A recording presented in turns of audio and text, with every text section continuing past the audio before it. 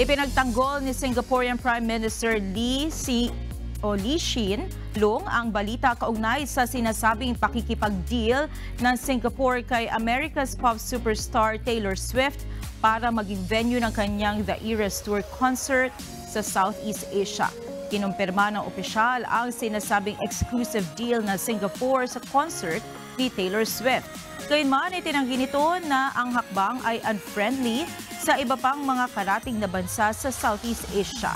Samantala, hindi na idinetalye pa ng opisyal ang terms ng nasabing deal. Tinatayang nasa 300,000 tickets ang nasold sa 6 na araw na blockbuster concert ni Taylor sa Singapore.